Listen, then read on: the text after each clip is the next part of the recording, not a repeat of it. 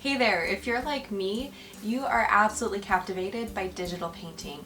And if you're new to Procreate or new to digital painting in general, you may feel a little overwhelmed by all of the variety of tools, the brushes, just all the layers. There's so much in digital painting that can just feel really overwhelming for somebody who isn't used to the medium. Does this painting look familiar?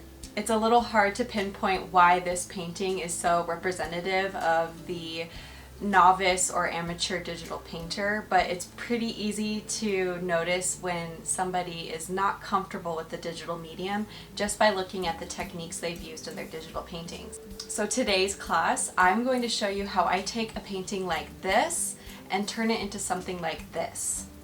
Hi, my name is Emma Gillette, and if you're new here, I am a full-time professional illustrator, mainly working in the children, middle grade, and YA genres, and I've been digitally painting for about 15 years now. So I have learned so much over the course of just my self-taught practice, the stuff that I learned in college, and also by learning from other artists online. Watching other artists paint has helped me gain a lot of new tools and tips that I would love to share with you.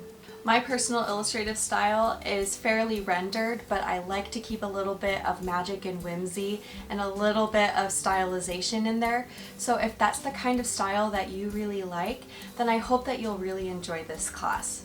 I'm going to walk you through my process of digitally painting by sharing my favorite brushes and how I use them, and then how to find reference and use it for lighting and color, and then how I begin a painting, starting simple and then building and adding more complexity as I go.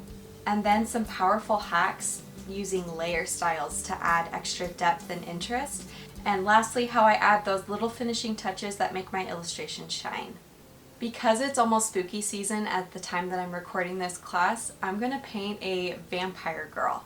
So you can either download the undersketch and paint the same drawing along with me, or if you want to pick your own reference and paint her differently than I do, that's also great. Or if you want the extra added layer of complexity, go ahead and draw your own vampire girl and paint her. I'd love to see what you come up with.